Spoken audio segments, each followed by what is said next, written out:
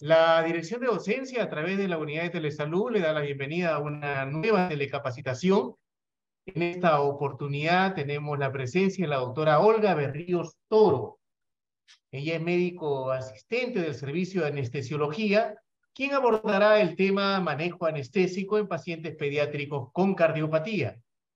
Esta actividad académica virtual es transmitida además a través de nuestro canal de YouTube, lugar donde quedará grabado y le podrá servir de consulta.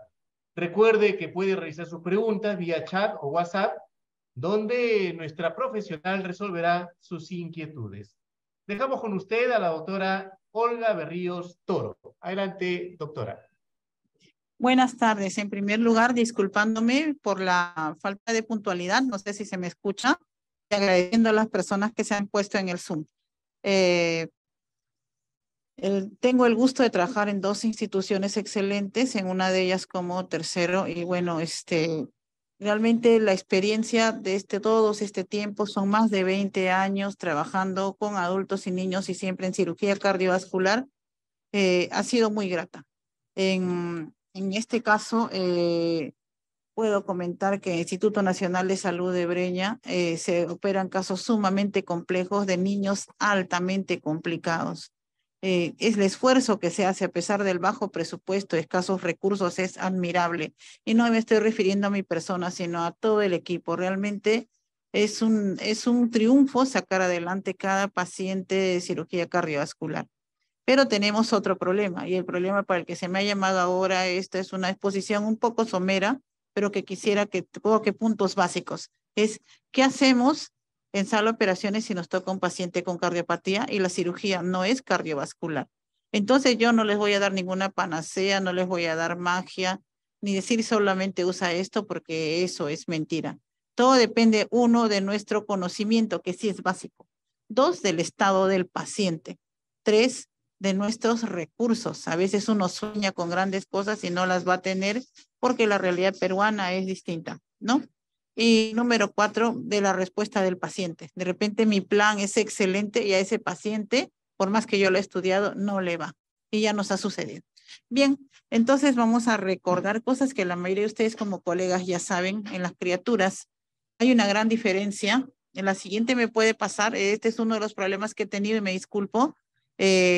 No está agarrando bien el internet en la laptop y me están haciendo acá el favor de compartir la pantalla desde el teléfono.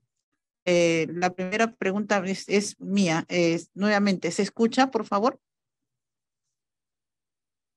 Sí, te Hola. escucha, te escucha. Muchas gracias. ¿Podría entonces pasar la siguiente?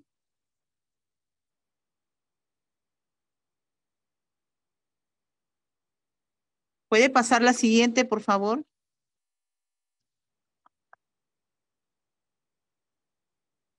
Hola, gracias. Bueno, tenemos las diferencias cardiovasculares de los adultos y de los neonatos, ¿ok? Y estoy poniendo los neonatos para poner diferencias extremas. Es muy distinto tener un paciente pequeñito de un paciente adulto, ¿no? Mientras que los niñitos, cuanto más pequeños, más dependientes de la frecuencia cardíaca, el gasto cardíaco en el adulto es dependiente de tanto del volumen sistólico como de la frecuencia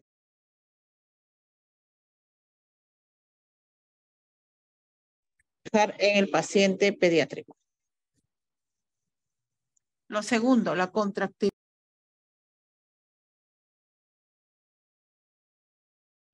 El adulto es una contractilidad que es normal. ¿Por qué? Por la inmadurez del sistema cardíaco. La respuesta de Starling por el mismo estado de la fibra es limitada, en tanto que en el adulto ya hay una respuesta, ¿no? Así como la distensibilidad está reducida en el paciente pediátrico, cuanto más pequeño más, y la compensación cuando hay mucha poscarga, mucha resistencia es limitada.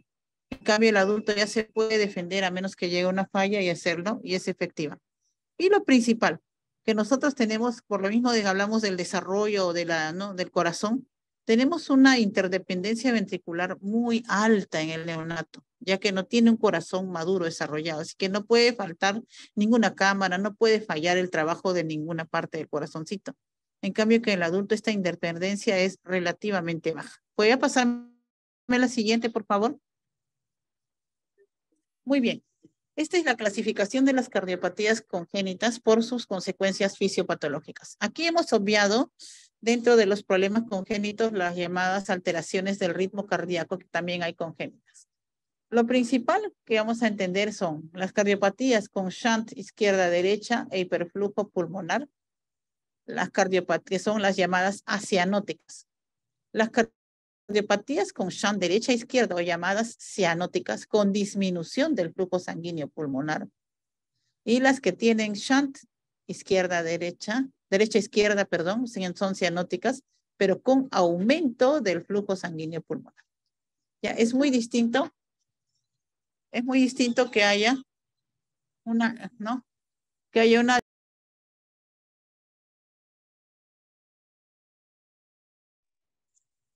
problemas como la atresia de Fallot o la atresia de válvula pulmonar o tricuspidia, ¿no?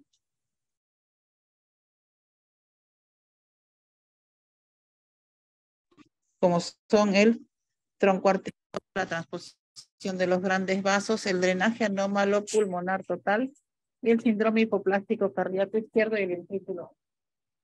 Un momentito, por favor.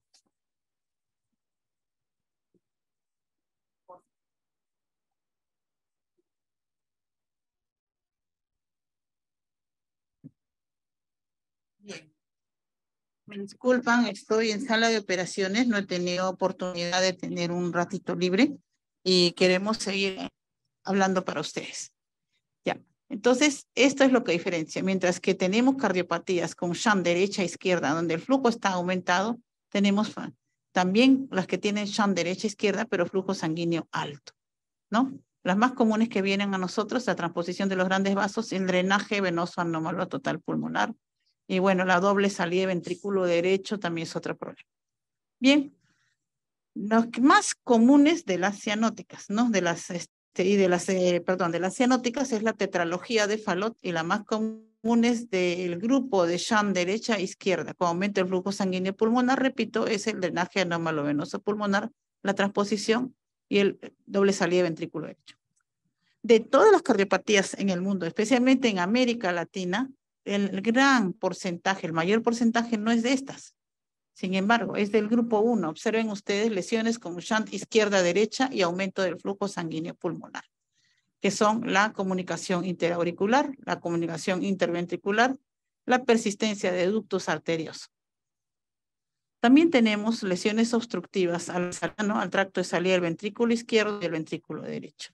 Pero hay una cosa bien importante. Dentro de estas lesiones obstructivas, una de las más frecuentes también es la coartación de aorta. Se dice que llega a ser el 5% de las cardiopatías en general, de las cardiopatías congénitas.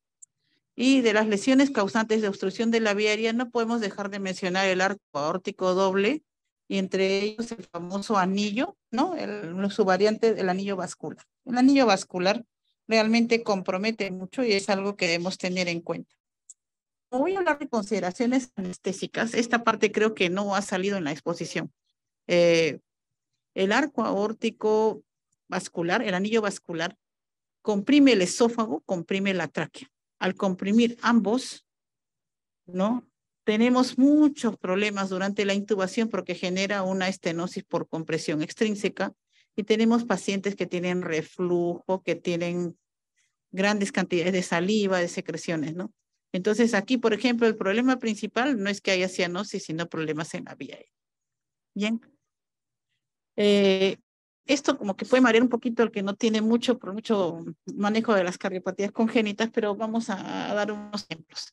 ¿Me pone la siguiente, por favor?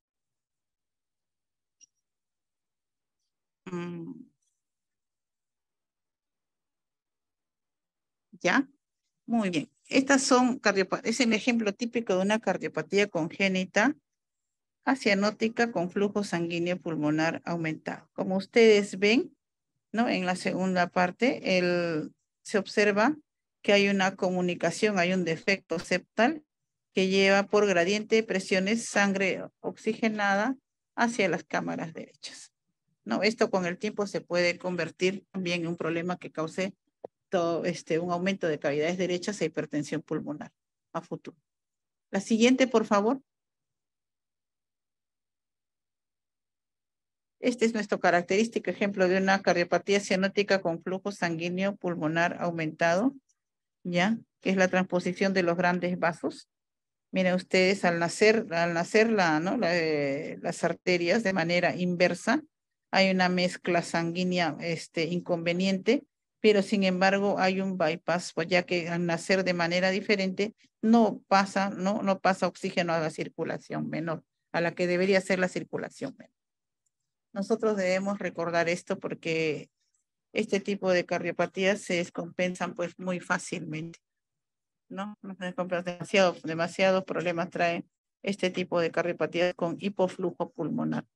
La siguiente, por favor.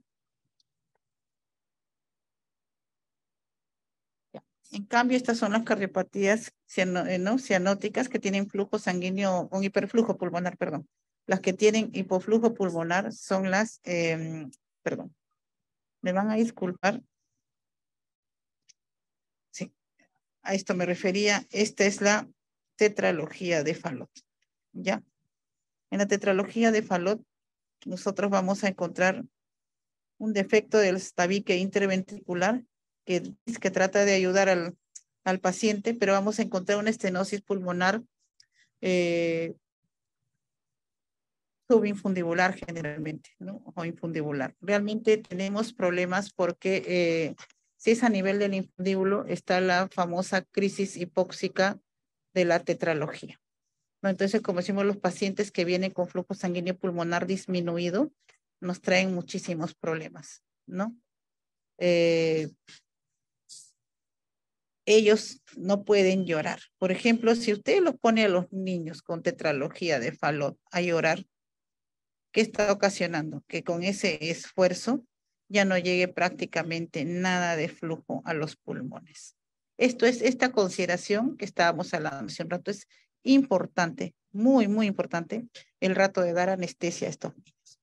La siguiente, no nos vamos a marear tanto, me van a disculpar si en alguna cosa los haya confundido porque justo me llamaron lamentablemente, como les digo, estoy acá en sala de operaciones, pero vamos a tratar de solucionar el problema y que todos entendamos. Bien, tenemos entonces la clasificación. Cuando llega un niñito con cardiopatía congénita a nuestras manos, tenemos que ver la clase funcional. Esta clase funcional muchos conocen, ¿no? La escala de la New York Heart Association, que se usa mucho en adultos. En cambio, en niñitos se ha hecho un equivalente que es la escala funcional de Ross. Actualmente existen otras escalas más detallistas, pero la mayoría de nosotros, los que no trabajamos no mucho con este tipo de escalas, trabajamos con la de Ross porque se correlaciona bien con la escala de NIHA respecto a lo que es insuficiencia cardíaca. Entonces, por ejemplo, yo les pongo cómo se nota en un bebé, ¿no? En un bebé, una clasificación de Ross clase 4. En efecto, síntomas en reposo como la taquipnia, en los benitos se nota mucho esta taquipnia, retracciones costales, tiraje, que no revela una neumonía, aunque se puede confundir, gruñidos y mucha diaforesis. Son los niñitos que también se cansan mucho al lactar, ¿no? No pueden ni lactar, por ejemplo. Esto se ve en la clase 3 y en la clase 4, que son equivalentes a los llamados esfuerzos moderadamente mínimos o los que llevan a cabo la actividad física, se descompensan de 3 y 4 de la New York Heart Association. Entonces, la equivalencia de Ross es bastante buena, ya que a los niños pequeños muchas veces dentro de su angustia no se pueden manifestar, o cuanto más pequeñitos son es solamente el llanto o uno detecta y dice qué cosa está pasando con este, pero ya está haciendo estos síntomas, donde encontramos una cardiopatía y nos ponemos a pensar qué está pasando con él. Y me pone la siguiente, por favor.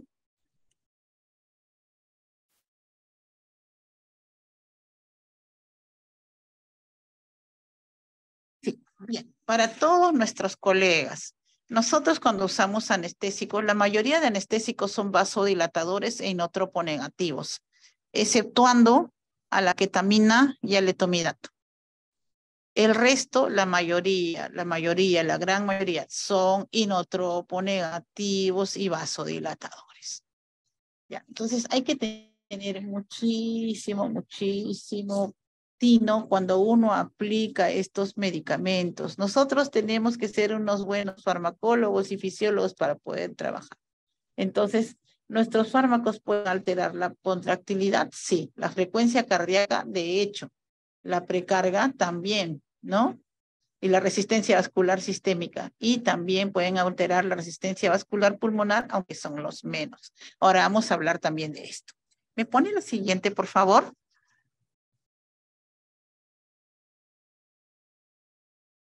Bien, muchas gracias. Vamos a ver. Aquí están factores que pueden alterar la precarga, la resistencia vascular sistémica, la resistencia vascular pulmonar, el ritmo cardíaco y la contractilidad. Vemos que hay condiciones fisiológicas y que hay condiciones farmacológicas que desestabilizan al paciente, ¿no? Entonces, miren ustedes, dentro de aparte de los anestésicos que pueden subir o bajar la resistencia, esto lo dejo para el final, ya que es el tema, ¿no? Nosotros podemos encontrar que la resistencia vascular sistémica y pulmonar pueden estar variadas por cambios en la temperatura. Por eso es tan importante regular la temperatura en los niños, no escatimar en mantas térmicas, en calentadores de fluidos para evitar la hipotermia, pero también controlar siempre que no se vaya al exceso, porque a veces nos pasa lo contrario, no, es niño, hay que abrigarlo, y cuando uno se da cuenta, ni el aire circula en sala y es un ambiente cerrado y se van al otro lado de la hipertermia. Además, niños con síndromes que pues, se asocian a hipertermia maligna y síndrome neuroléptico maligno, ¿no? Entonces hay que tener mucho cuidado con esto. Una enfermedad viene acompañada de 2 o 3, ¿no? Pues si tenemos un ductus, de repente es un niño Down, ¿verdad? Así, sucesivamente, debe haber muchos niños con un síndrome que abarque 1, 2, 3 cosas. La policitemia, ¿no? Tan frecuente en algunos niños con cianosis, contra la anemia. Cada una sube o baja la resistencia vascular sistémica. Cuando vamos a ventilar a un niño, el PIP que nos tiene problemas, ¿no? Nos trae problemas porque aumenta la resistencia. Y las drogas que alteran el ritmo cardíaco también. Por ejemplo, aquí lo mencionan porque en Estados Unidos siguen usando mucho el relajante neuromuscular pancuronio. Este relajante neuromuscular causa taquicardia. El anestésico tipo isoflurane causa taquicardia. Estos anestésicos no se usan en nuestro país.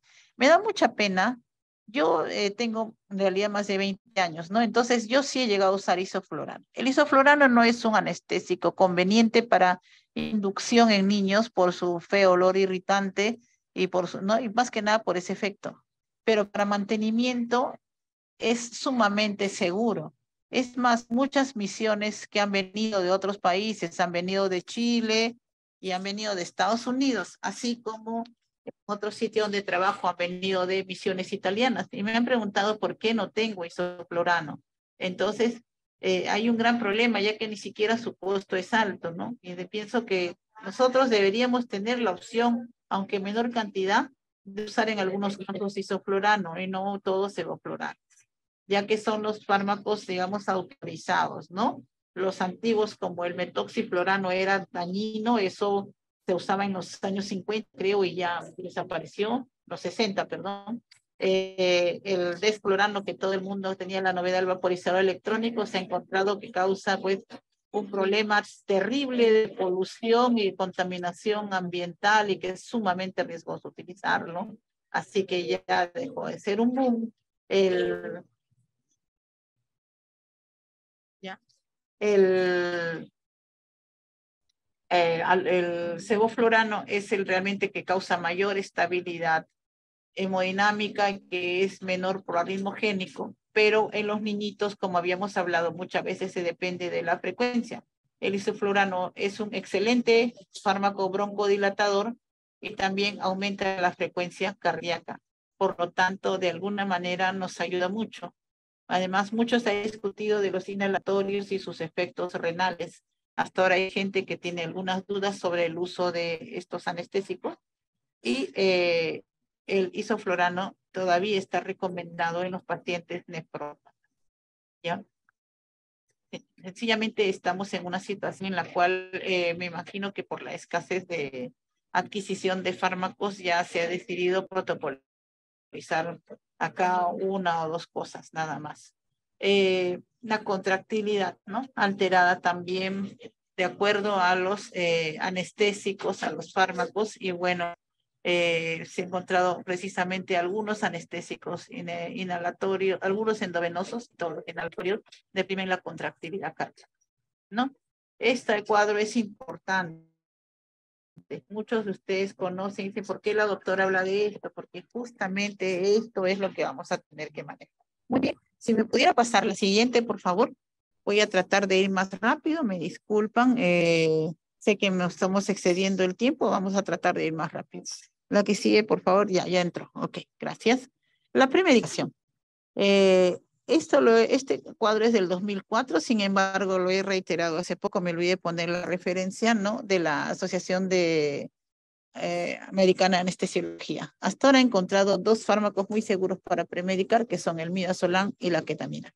Acá nosotros utilizamos midazolam con paracetamol inclusive, ¿no? Ya que tiene un sabor, según me dicen, a fresa, el jarbito, y de esa manera pueden recibirlo en la premedicación. Es aceptable, pues, por diferentes vías, brindando adecuada sedación y ansiolisis. Y la ketamina.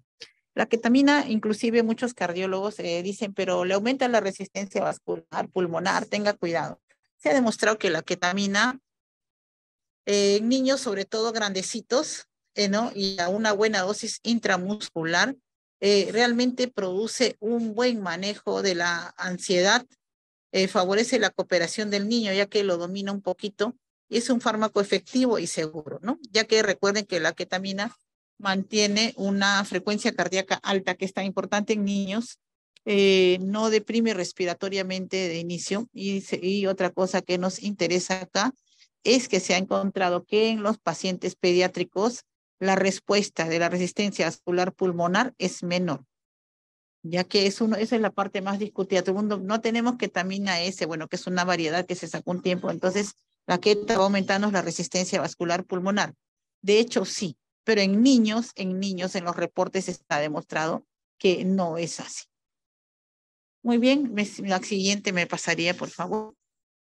Solamente es para mencionar algunas otras alternativas de premedicación. Como esto se va a quedar, ya van a poder revisarlo. La que sigue, por favor.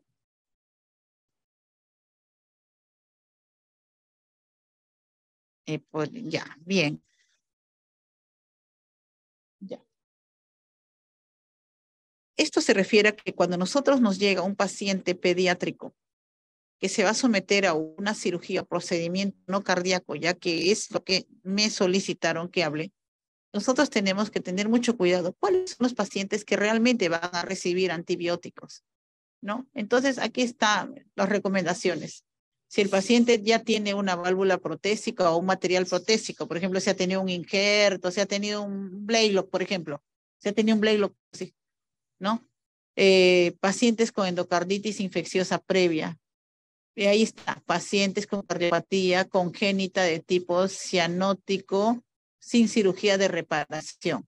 Pacientes con cardiopatía congénita con historia de reparación con material protésico o con persistencia de defecto residual.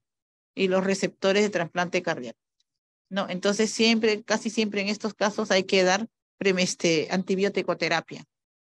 Por ejemplo, si tenemos una cirugía, un procedimiento, un cateterismo, digamos que le van a hacer una cirugía de una endoscopia, se dice que no es obligatoria, pero es deseable la antibiótico terapia. ¿Ya? Aquí está. La androcilaxis antibiótica debería planearse o plantearse para los procedimientos dentales. Acá entra mucho paciente de dental para desfocalización previa a cirugía cardíaca y muchos otros tienen también su cardiopatía congénita pero no entran porque va en desfocalización, sino porque ya necesitan este tratamiento, ¿ya? Entonces, para procedimientos dentales que precisen manipulación de la región gingival o periapical o perforación de la mucosa oral. Pues bueno, acá en nosotros tendríamos que ponerles a todos ya que les hacen tratamiento odontológico integral, ¿ya?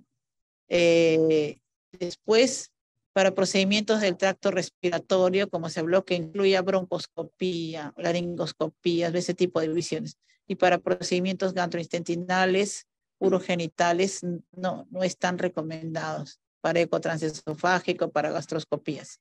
La profilaxis antibiótica no se recomienda para ningún procedimiento de piel y tejidos blandos, o sea, para evitar problemas de endocarditis bacteriana, salvo que sea pues una zona infectada. Bien, estas son recomendaciones de la American Heart Association. La que sigue, por favor. ¿Me podría poner la siguiente, por favor? Muchas gracias. Bueno, estos son algunos antibióticos de usar, ¿ya? Algunos antibióticos que se han usado, como ve, da un buen resultado la clindamicina y se usa mucho las cefalosporinas. Bien, el siguiente, por favor. ¿Me pasa el siguiente?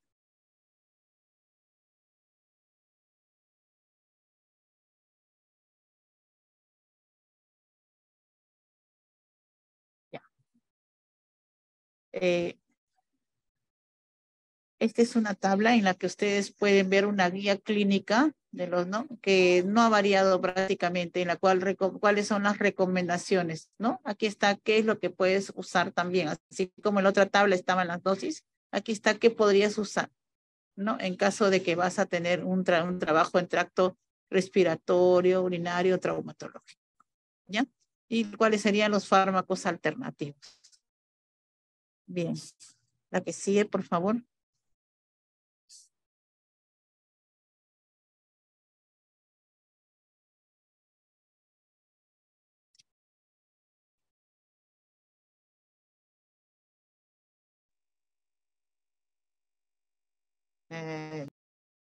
Retroceder un poquito. Ya, esta es la, de esta le quería hablar. Bien, esto es algo importante. Nosotros decimos, ¿y este paciente qué riesgo tiene? Nosotros usamos mucho la evaluación por el ASA. Esta tabla es de 2013. Yo lamento que no ha actualizado la referencia. Esta misma tabla del 2017 se sacó que sencillamente todos los pacientes con cardiopatía congénita, así estén compensados y se sometan, aunque sea un uñero, son ASA 3. Entonces, en el grupo de riesgo bajo que ustedes ven en esta tabla, ¿no? En esta tabla sale de ASA 1 a 3 riesgo bajo. Ya no. Hay un riesgo bajo, relativamente bajo, de complicación en cirugía o procedimiento no cardiológico, pero ya los pacientes de basta que tenga una cardiopatía congénita, todos son considerados ASA 3. No puedes ponerle ASA 1, ASA 2. Pueden ir un niñito con un ductus arterioso y estar rosadito, compensado, sin congestión pulmonar, estar tranquilo, sin fiebre ni nada, pero ya, pues tiene su ductus para operar, pero está tranquilo. Ya. Ese niño ya no es ASA 1, ya es ASA 3. Primer punto. ¿No? Segundo punto, lo que hemos hablado, si está compensado o no compensado fisiológicamente. El tercer punto, ¿cuáles son las de mayor riesgo? Las cardiopatías complejas y las cianóticas. Y por supuesto, ¿qué puntos aumentan el riesgo también? ¿No? El hecho de que tenga arritmias o hipertensión pulmonar. Bien, entonces el riesgo va de menos a más, pero corrigiendo que acá actualmente ya se considera a estos pacientes ASA 3. Bien. ¿Podría ahora sí pasarme la siguiente? Muchas gracias. Vamos a hablar un poco de anestésicos inhalatorios y endovenosos. Yo ya voy a terminar porque prefiero que me pregunten, ¿no? Yo sé que como estoy exponiendo en condiciones tal vez inadecuadas, podría algo no quedar claro. Prefiero que me pregunten, pero quiero darles unas pautas porque de repente hay algún colega escuchando. Cuando nosotros tenemos una cardiopatía con shunt izquierda-derecha y flujo sanguíneo pulmonar aumentado, ejemplo una CIA, una CIB, la inducción con un anestésico inhalatorio será más rápido. Entonces, ¿cómo va a inducir este niño? Con inhalatorio. ¿Y cómo se va a mantener mejor la anestesia? Con inhalatorio.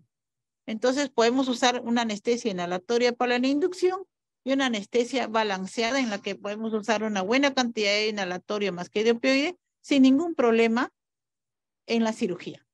Ojo, ahí dice algo bien importante, riesgo de vasodilatación. Como el anestésico inhalatorio aquí entra muy rapidito, no usar volúmenes por ciento demasiado altos, ya que no debes vasodilatar al paciente. Lo llevas a hipotensión y lo puedes llevar a inversión de shunts. Y eso sí es muy peligroso.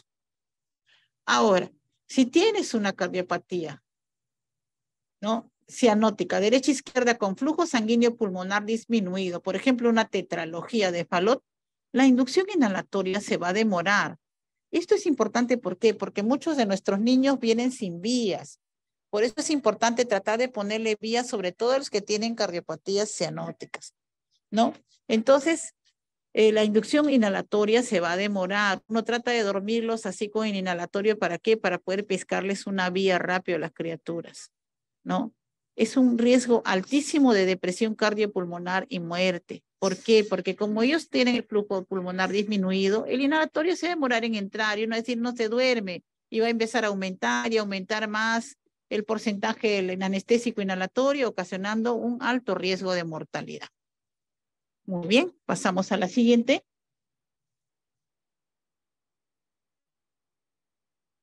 ¿Me podría poner la siguiente, por favor?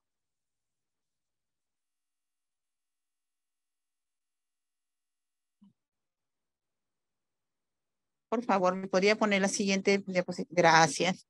Bien.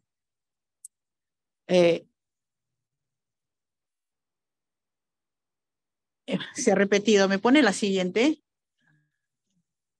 ¿Me pondría la siguiente, por favor? Ya, un momentito.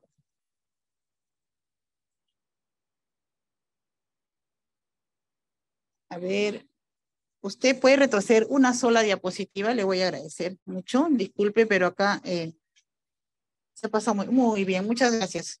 Yo sé que esto es culpa mía, he dado una mala indicación. Bien, entonces ya hemos hablado de lo que pasa con los inhalatorios. Con los anestésicos endovenosos, ya, el inicio de acción en los pacientes con shunt derecha izquierda de flujo sanguíneo pulmonar disminuido, el inicio de acción es más rápido en la inducción. Entonces, claro, así como hemos hablado que el inhalatorio inicia más lento en ellos porque tienen hipoflujo pulmonar, ¿qué es lo que va a entrar más rápido? Endovenosos. Entonces, ¿cómo es recomendado?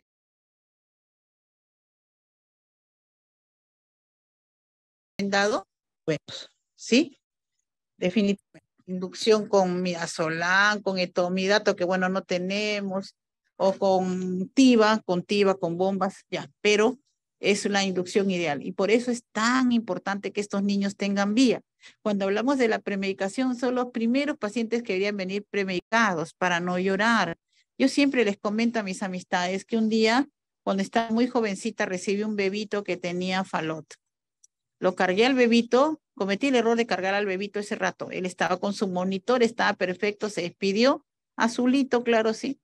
Solamente lo cargué. Como lo vi tan tranquilo, me confié. Lo cargué a su camilla. Bueno, lo pasé con su cunita dentro de la misma sala. No crean que me fui a distancia. En su cunita, dentro de la misma sala, lo cargué para pasar a su camilla sin haberlo sedado primero. Es decir, no le puse nada. El niño lloró, creo que dio 2 llantos y antes que yo busque algo, ya estaba en paro. Nunca salió. Eso me traumó a mí de por vida. La premedicación es muy importante en estos pacientes. No debe permitirse que hagan esfuerzo ni llanto. El espasmo infundibular puede ser letal. Letal, tal cual. Muy bien. Hay modelos farmacológicos endovenosos adaptables según edad y estado del paciente. Nosotros teníamos acá para los niños, por ejemplo, con el con el propofol y remifentanilo, algunos modelos como el Cataria que vienen en algunas bombas de infusión. Pero nosotros podemos manejar distintos modelos endovenosos, hasta el manual. Pero hay que considerar un modelo que espero que algún momento se nos consigan estas bombas para poder trabajar con el EBEL. Por lo pronto lo trabajamos con aplicativos. Bien, ahora sí pasamos a la siguiente, por favor.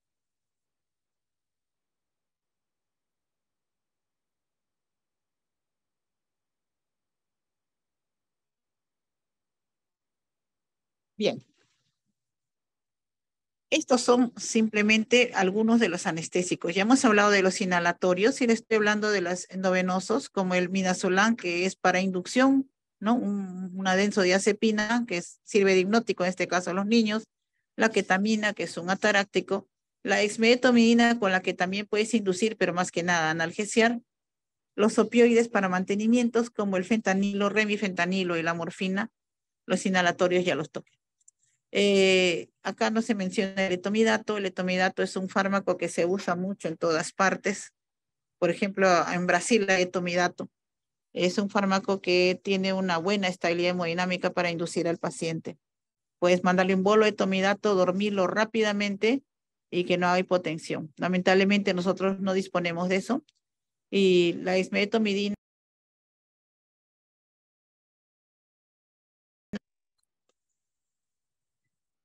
Sí, aquí hablamos de la ketamina. Quisiera recalcar lo que les digo. Ustedes revisen y verán que la ketamina es una buena analgesia, una buena contribución. No es para que vaya sola tampoco, sino una buena contribución a la anestesia y no produce tanta respuesta a hipertensión pulmonar a menos que lo uses a dosis elevadas. Por eso tienes que balancear la keta, ¿no? Pero es un buen fármaco. Es un buen fármaco que se ha visto que los niños sí lo toleran. Si me pudiera pasar la siguiente, por favor.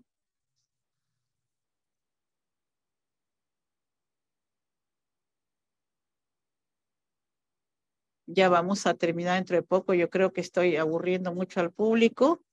Este gráfico es un gráfico que siempre se presenta, como ustedes lo revisen, está jalado a la vez de otro gráfico, que es un Journal of Cardiothoracic and Vascular Anesthesia. Y bueno, simplemente para ver la enorme caída que tiene la resistencia vascular, no solo con inhalatorios, sino con algunos endovenosos en bolo.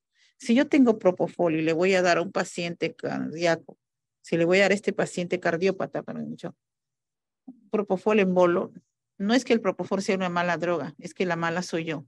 Porque yo sabiendo lo que puede pasar, le estoy dando propofol en bolo, sabiendo que le puedo ocasionar una hipotensión masiva por caída de la resistencia vascular. Entonces, estas drogas, lo mejor es mandarlas por medio de modelos farmacológicos o con bombas de infusión, tal como había mencionado, ¿no? Segunda vez que les digo, o tercera vez, no vasodilatar al paciente, no vasodilatar. La siguiente, por favor.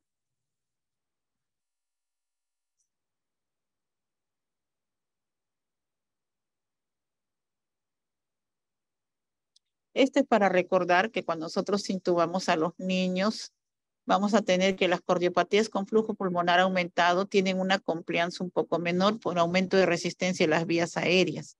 ¿Por qué? Porque empieza a afectarse mucho la circulación pulmonar, empieza a haber congestión, ¿no? En tanto que los que tienen hipoflujo pulmonar tienen otro tipo de problema, que es aumento del espacio muerto fisiológico. Pero, oh sorpresa, como no llega oxígeno a ellos, hay un menor desarrollo de las vías aéreas y también hacen aumento de resistencia de la vía aérea. Entonces tenemos que en ambos puede haber aumento de resistencia de la vía aérea y puede llevar esto también a muchos problemas ventilatorios. La siguiente.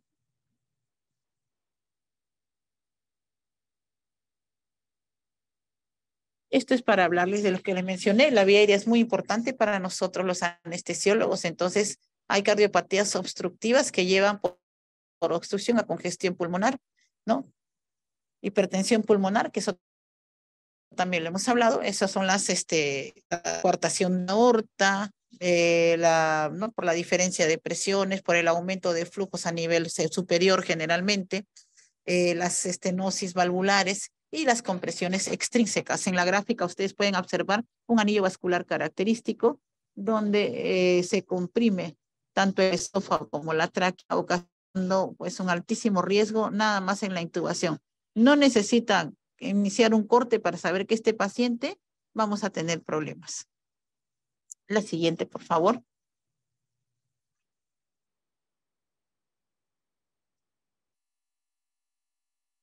Este es para recordar que la ventilación mecánica, con el aumento de la presión intratorácica, esto muchos ya lo saben, disminuye la precarga del ventrículo derecho, altera el tono del sistema nervioso autónomo, hace unas alteraciones increíbles, ya que mientras que disminuyes la precarga del ventrículo izquierdo, ¿no?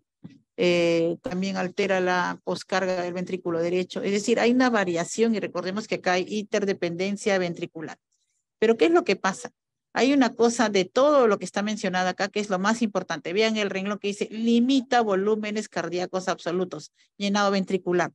Y si uno insufla mucho los pulmoncitos, incluso puede llegar a hacer un efecto tal que no permita que los ventrículos expulsen la sangre, ¿no? Y esto es un efecto tipo taponamiento cardíaco. Imagínense ustedes el riesgo. Muy bien. La siguiente, por favor. Esto ya lo saben muchos también, es la relación entre el gasto pulmonar o QP y el gasto sistémico o QS. ¿A qué se refiere? A que en los defectos septales, ¿o no? Que tienen shunt izquierda-derecha, si tenemos shunts grandes, la medición de un defecto mayor de 1.5 son indicativos de corrección quirúrgica. Para nosotros nos sirven también para el manejo anestésico, porque nosotros tenemos que mantener la relación entre el gasto pulmonar y el gasto sistémico muy adecuada. No sé si recuerdan que le dije que las cardiopatías más comunes en Latinoamérica, sobre todo en el Perú, eran las llamadas acianóticas, con hiperflujo pulmonar. O sea, CIA, CIB, ductus. Entonces, entra un niño a sala para una cirugía dental. Como el niño es llorón, yo lo he dormido bien, lo he intubado, sé que le va a doler, lo he intubado. Ya, anestesia general. Entonces, lógicamente, no puedo dejarlo con ventilación espontánea, como hacen algunos colegas. ¿Cuál es el problema? No tienes que ponerle más. Duérmelo, que le tolere el tubo, ventilación espontánea. No, porque estos pacientes van a hacer atelectasias. Ellos ya están estado congestionados. A veces los secan con diuréticos también, pero en general sus pulmones no están bien. Tienen resistencias de las vías aéreas incrementadas, como hemos hablado, y los volúmenes pulmonares están limitados. Estos pacientes son los primeros en hacer atelectasia.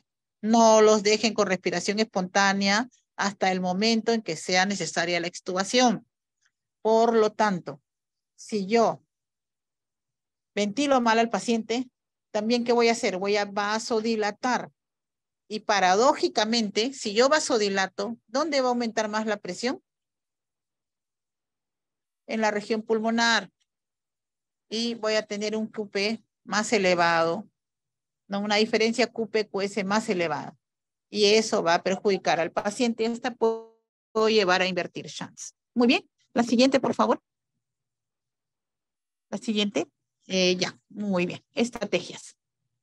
Si el paciente tiene el flujo sanguíneo pulmonar incrementado, hay que tratar de usar FiO2 baja, frecuencias respiratorias bajas, usar PIP y no hiperventilar. ¿Ya? Si tiene cardiopatía congénita con flujo sanguíneo pulmonar disminuido, ahí sí hay que tratar de disminuir un poquito la RBP, pero no demasiado, porque no a costa de vasodilatación, sino poner FiO2 más altas, frecuencia respiratoria normal o alta, ya, para tratar de ayudar al niño. Y el cuadro es diferente cuando ya el paciente entra con hipertensión pulmonar severa. A estos pacientes sí estamos un poco más fastidiados porque no queremos hiperinsuflar al paciente. Sin embargo, tenemos que aumentar el relajante muscular, tenemos que usar FiO2 altas, tenemos que tratar de tener un PaCO2 menor de 40 y un pH lo más cercano a 7.4 y tratar de mantener un PaO2, no una saturación, obviamente, sino un PaO2 de 100 o más. Eso es un trabajazo. Entonces, estamos con el paciente y estamos con un factor muy diferente a los demás médicos. Inclusive en cuidados intensivos no tienen una agresión que nosotros tenemos, que es la agresión del cirujano. El uso de separadores, la tracción, el hecho de que va a manipular el corazón, el hecho de que a veces dice pongas al paciente de costado, ponlo en tren, ponlo en Fowler, acércame la mesa, súbeme la mesa. Todo eso pasa en sala. A veces la tracción bien alta, ¿no? Bien amplia de los separadores, empiezan a meter su mano en esos corazoncitos, son manos grandes, porque son niños pequeños, ¿no? A desplazar con las pinzas, a empujar con las gasas, todos esos efectos lo vemos nosotros en el ritmo y en la ventilación. Entonces empieza nuestro trabajo, que es muy fuerte. Eso es durante una cirugía cardíaca. Durante una cirugía no cardíaca, que es lo que me están refiriendo, hay que ver cuáles son los puntos de manipulación. Por ejemplo, si está trabajando en abdomen, donde puede hacer restricción del diafragma, ¿no? Y eso, ¿no? Y eso puede ser importante. O si va a trabajar en cavidad oral, donde se pueden acumular las secreciones y también alterar la ventilación por algo muy simple, o como ya ha pasado que nos han extubado pacientes sin querer. Todo eso hay que estar mirando todo ese rato, muy aparte de balancear todo esto. La siguiente, por favor. Podría pasar la siguiente, ya vamos a terminar ya, no tengan sueño, por favor.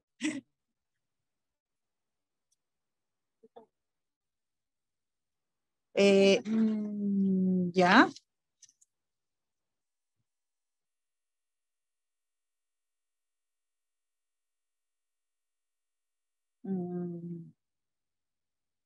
Yo creo que se ha pasado mucho, ¿eh? Se ha pasado unas 4 diapositivas. ¿Podría usted retroceder? Ok, avance una más, por favor, y una más. Avance una más. Hola, avance una más. No, está retrocediendo, por favor, avance, tenga la bondad. Está retrocediendo mucho. Está retrocediendo muchísimo. Avance, avance. Avance, por favor. Ya no vamos a aburrir más a la gente. Ahí está. Esto es algo importante. Las conclusiones. Yo sé que acá me van a preguntar, si he confundido a alguien, me disculpan, como les digo, me han estado interrumpiendo un poquito, es un poco difícil exponer así. Lo primero, estudiar la fisiopatología del paciente, o sea, no es lo mismo cualquier cardiopatía. Y leer, pues, informarnos o preguntar. No como alguien que me dijo una vez, ay, le van a sacar los dientes a este chiquito y tiene estenosis pulmonar severa.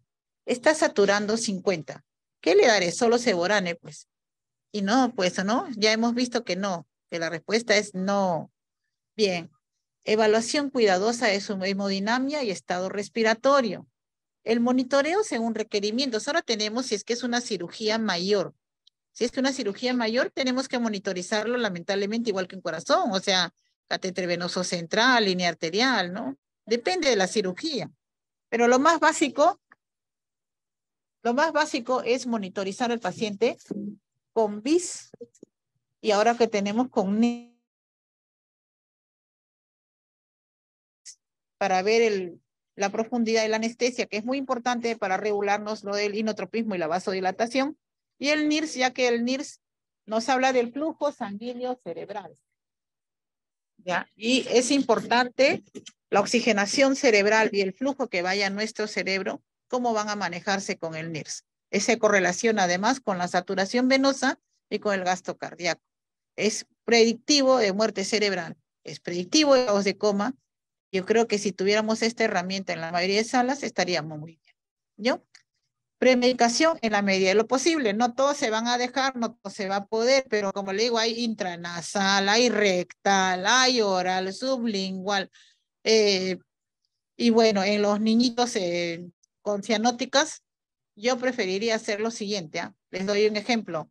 Les doy vía oral para que se puedan tranquilizar, les doy un poco de oxígeno con una mascarita, reservorio, canulita, y cuando están así más tranquilitos, les buscaría una vía en el piso de hospitalización para tener listo al niño, ¿no? O sea, para evitar que llore más, para tener, ¿no? Primero una premedicación oral y tener luego lista una vía pequeña para que el niño esté listo y se lo pueda premedicar de manera endovenosa poco antes de ir a sala de operaciones, ¿no? Esa sería mi táctica con estas criaturas. Y planificación estratégica de la técnica anestésica. Como les digo, usar lo que tenemos lastimeramente no siempre es lo que queremos, pero usarlo sabiamente. Eso es lo que yo más les recomendaría. Entonces, bueno, estoy dispuesta a recibir sus preguntas. Mil disculpas, la hora es inadecuada y bueno, tuvimos problemas con el laptop. Muy agradecida acá a nuestros compañeros de Telesalud, no solo por la invitación, sino porque han tenido la bondad de compartir la pantalla desde allá, si no, no hubiera podido exponer, ¿no? Entonces, muy agradecida de verdad y espero cualquier comentario o pregunta con mucho gusto. Gracias. Doctora Olga Berríos, el agradecimiento a usted por su magnífica participación en esta exposición virtual. Y sí, hay preguntas.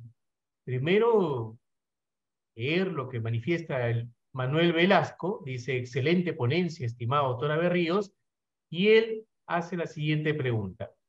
Por favor, le pido un poco de detalles en cuanto a parámetros ventilatorios, PIB, PP, FR, frecuencia respiratoria, FiO2, relación 1, en tanto para cianóticas, alto flujo pulmonar como CIB y PCA. Tanto para cianóticos alto, flujo pulmonar como TGB, DBAPT, y tanto para cianótico, bajo flujo pulmonar como FALOT y atresia pulmonar. Muy agradecido, dice. Ya, esta pregunta me gustó bastante. Es una pregunta que yo encontraría inclusive un poco, no solo interesante, muy necesaria y hasta un poco divertida. Y ya le voy a explicar por qué al doctor Velasco. Buenas tardes. Doctor Velasco, ante todo quisiera saber cuál es su especialidad. No pone la especialidad, no dice tampoco si es que es médico. Me imagino que es médico. Él, por ejemplo, me, me- me imagino que, no, de hecho que es colega, lo que la pregunta es porque, a ver, los patrones que nosotros tenemos, como le digo, en sala de operaciones son muy diferentes, por eso yo doy recomendaciones. Y por eso estaba hablando que si a un paciente, por Cardiólogo ejemplo, le van pediatra, a dice hacer, doctora. eso estamos, ay, pues lo máximo, entonces yo qué le puedo decir, pero bueno, vamos a hablar. Mira, doctor, lo siguiente, por ejemplo, si yo tengo una cirugía abdominal, doctor, generalmente usan separadores, es una, a ver, que el niño entre a una laparotomía. Van a usar separadores, ese es el efecto mecánico. Me van a retraer el diafragma.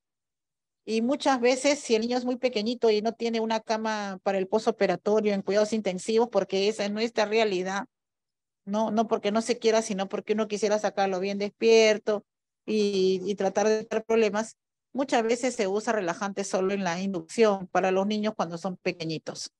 Entonces, ese efecto de los separadores y la tracción y de la restricción me va a condicionar a mí que de repente yo para un niñito no le puedo dar pues un PIP de 10, le tendré que dar un PIP de 15, supongamos.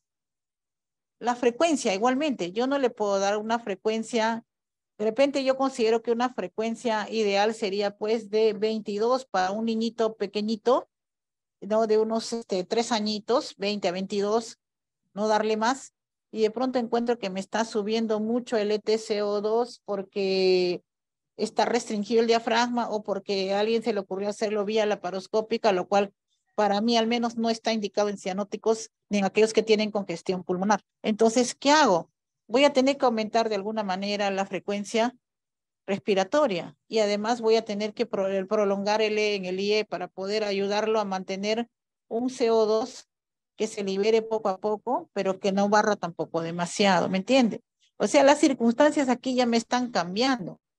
Entonces, si es que yo tengo un niño, a ver, a ver, vamos a tratar, ayer he entrado con un pequeño, con drenaje venoso anómalo pulmonar total, que pesaba 8 kilos. Justamente a ese niño yo le he dado una FiO2 de 60, que era una FiO2 alta. Mi IE ha sido 1,2, ¿ya? Esta es una cardiopatía donde estamos hablando de flujos pulmonares, entonces estamos hablando del drenaje anómalo pulmonar total. Ojo, ¿sí? Ya. Y le he tenido que dar un PIP, no un PIP, sino un PEP, ¿sí? De 5. Y vi que como que no le gustaba mucho porque ya el niño había desarrollado problema pulmonar, no, por la misma anomalía que tenía, parece que se había cerrado, venía con secreciones y he tenido que bajar un ratito el PIP, el PEP. Le he tenido que bajar a 3, que es un PEP muy realmente mínimo, ¿no? Como que no estuviera y era fisiológico. Y para eso estaban justo con los separadores, todo lo que le estoy hablando, ¿no? Es muy distinto que el niño va a un cateterismo. Este niño, si va a un cateterismo, yo le puedo tratar de comenzar con una FIO2 de 50, de repente comenzar con mi PIP planeado de 11, por ejemplo, 11, 12, ¿no? Y no necesito hiperventilarlo ni deseo tampoco, ¿no?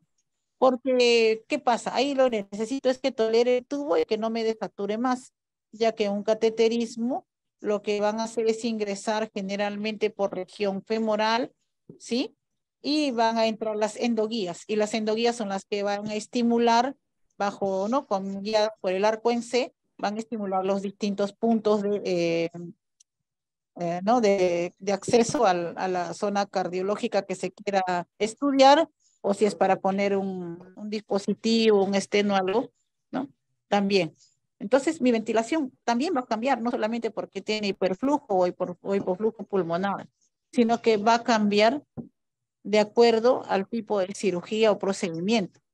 Si es un procedimiento dental, también pues voy a tener problemas porque el procedimiento dental, nosotros no tenemos los tubos adecuados. Hay unos tubitos que son especiales para que cuando ponen su ganchito de separación, no tiene como una boquilla un poco densa, un poco amplia el odontólogo, no me comprima el tubo. Varias veces me han doblado el tubito y yo no puedo estar dando tubos anillados en todos los pacientes, hay número para todos, ¿no? Cuando hay, qué buena suerte, pero también los tubos anilladitos son más caritos, ¿no? Son más caros. Entonces, me está comprimiendo y no puedo yo hacer nada, no puedo hacer nada, porque en ese momento probablemente el odontólogo está trabajando en esa zona.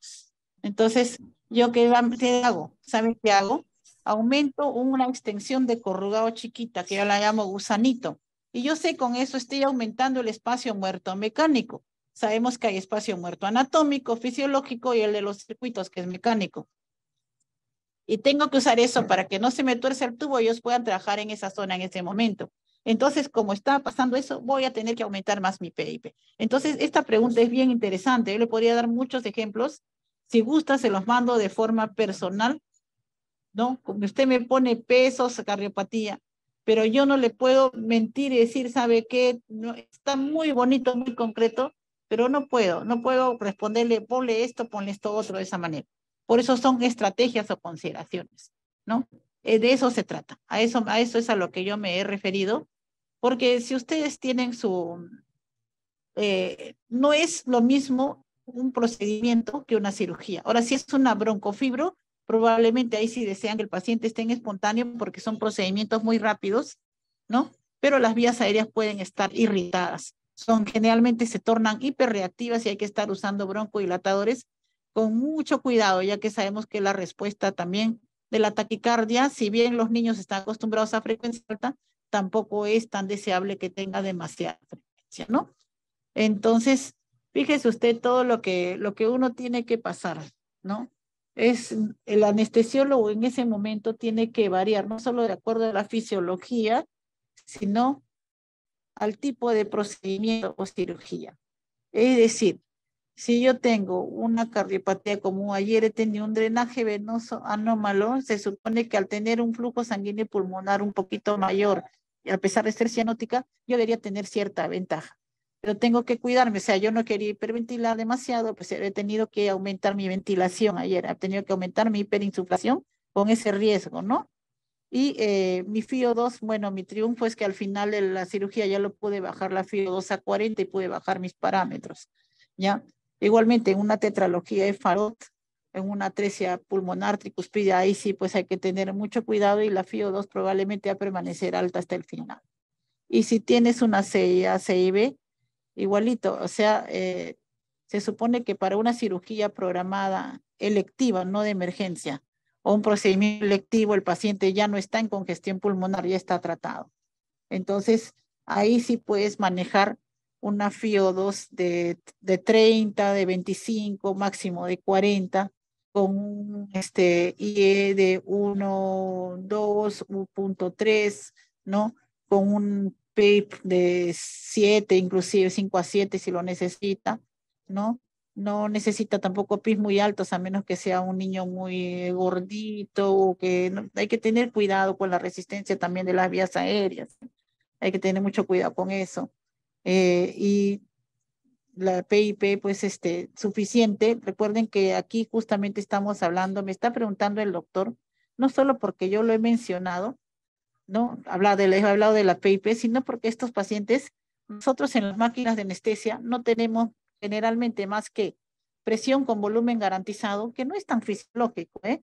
Tenemos presión de soporte, que es un modo que lo usamos generalmente a la salida ya del procedimiento, y tenemos volumétrico y controlado por presión, de los cuales realmente la mayoría de estos niños, como se suele recomendar dentro de nuestra escuela, es que se use en las máquinas de anestesia el modo controlado por presión. Y por eso la pregunta del doctor. O sea, la respuesta está dada por las variaciones en la oxigenación, en el CO2 y en la hemodinamia del paciente. No voy a estar pendiente de que si el niño pesa 8 kilos, me va a tener que después el medida exacto ¿no? de 6 a 8 ml kilo, no. Voy a estar pendiente de su respuesta, ¿no? Eso sería lo que yo le podría decir. Si usted gusta alguna pregunta de manera personal, me la hace con ejemplos y yo se la voy a poner. Más bien estoy muy agradecida porque eso me hace explayarme en algo que yo particularmente hubiera querido incidir de otra manera. Yo tengo una exposición muy aparte que es solamente sobre ventilación por casos, ¿no? Pero la tengo mezclada a niños y adultos. Como no era el tema, me pareció que ya era muy tedioso no trabajar. Más bien muy agradecida, ¿no? Un gusto que un cardiólogo pediatra, que de hecho sabe mucho más de cardiopatías congénitas que quien habla, se haya presentado. Gracias. Doctora Berrío, sí, justamente el doctor Velasco estaba pidiendo la posibilidad de intervenir y que le aperture el micrófono. ¿Lo permite? Disculpa, es que yo estoy acá con el problema que ustedes ya saben y por eso no había visto. Por supuesto, doctor, hable nomás.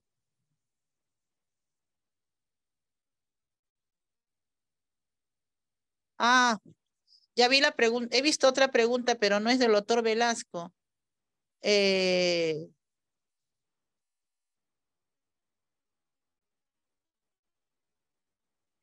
Primero, a ver, el doctor que intervenga, por favor. ¿Aló? Hola. Doctor Doctora Velasco. Berrío, doctora Berrío, muy buenas tardes. Gracias por todo. Gracias siempre por todo lo que hace por nuestros niños, doctora. Yo trabajo con usted en Breña. Muchas gracias, doctora. Le admiro mucho y de verdad que estoy muy contento con su trabajo, doctora. Como usted dice, es un esfuerzo titánico. Gracias, doctora, sinceramente. ¿Me escucha, doctora? ¿Aló? Le escucho un poco ¿Me entrecortado, escucha? pero sí lo escucho. Gracias. Sí, Le agradezco mucho por... sí, se me escucha a mí. Sí, sí, yo sí le escucho, le agradezco todo.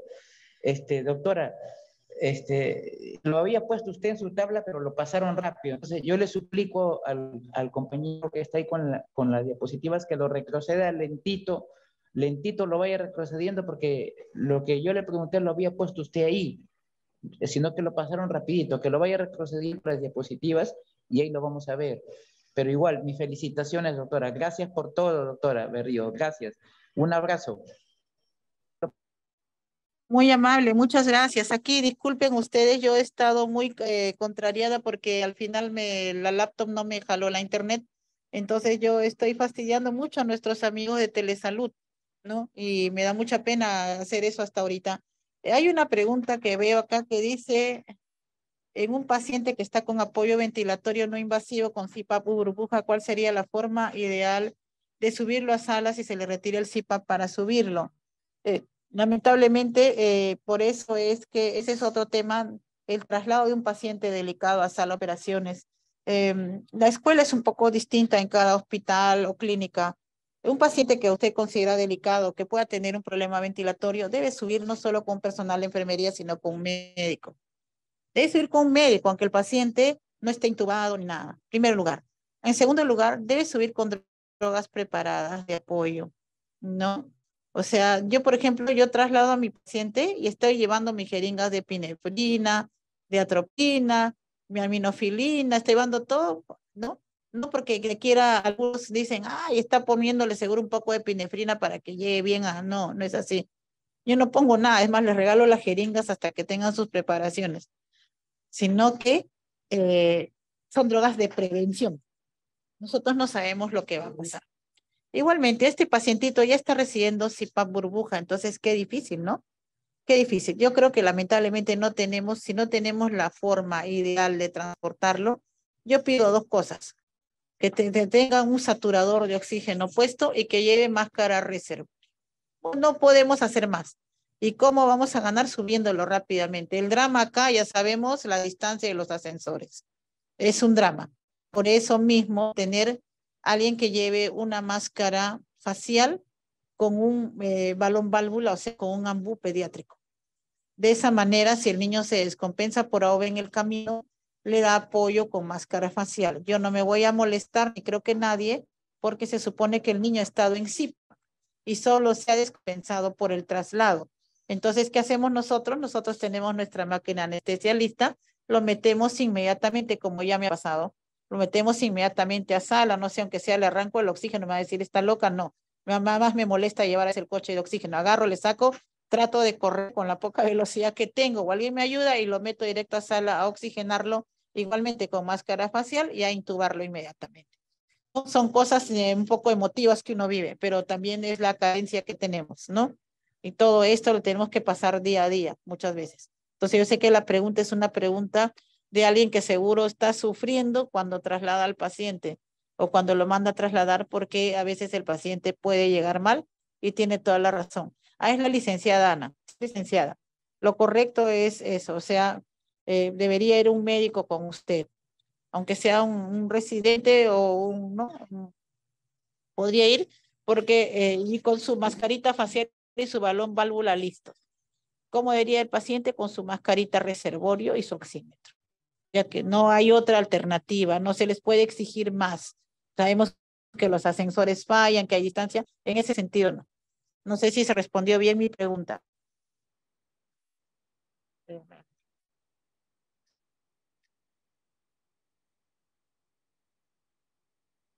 Hola.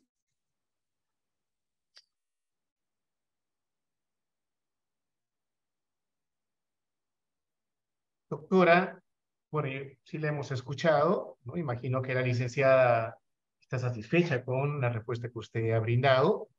El doctor Velasco pedía una diapositiva, un poco difícil ya la comunicación, pero como usted manifestó, podría luego seguramente él contactarse con usted a fin de intercambiar estas teorías y estas diapositivas. Con La mucho dirección de gusto. docencia, la dirección de docencia del Instituto Nacional de Salud del Niño, la unidad de telesalud, agradece la participación de la doctora Olga Berríos Toro, del Servicio de Anestesiología, quien expuso sobre manejo anestésico en pacientes pediátricos con cardiopatía. Esperando haya despejado algunas dudas sobre este tema y ello sirva para el mejor manejo asistencial de los niños y adolescentes que merecen siempre una atención con calidad. Muchísimas gracias, doctora Olga Berríos Toro. ¿Algunas palabras que ustedes participado, doctora, en estos momentos? Sí, por favor. En primer lugar, muy agradecida, no lo expresé por los inconvenientes que hubo, por la invitación de Telesalud. En segundo lugar, un poquito apenada porque por el problema que hubo con la internet, de repente estaba muy preocupada por eso y no he accedido en su momento al chat de las preguntas y mi exposición no hubiera querido que no quede clara.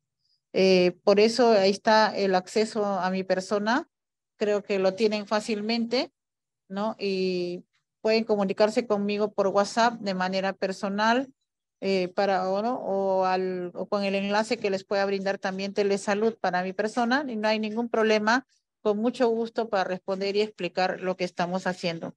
La parte que hemos hablado es simplemente, como dice, consideraciones anestésicas, porque los anestesiólogos pasamos mucho más. Gracias por todas las personas que han estado presentes y gracias por el interés de las preguntas. ¿No? Yo estoy muy agradecida con esta institución. Gracias. Muchísimas gracias y recuerde que esta ponencia estará grabada en nuestro canal de YouTube. Usted puede tener acceso y salir definitivamente de esas dudas que seguramente en estos momentos. Muchas gracias nuevamente por su participación. Gracias, doctor. Gracias.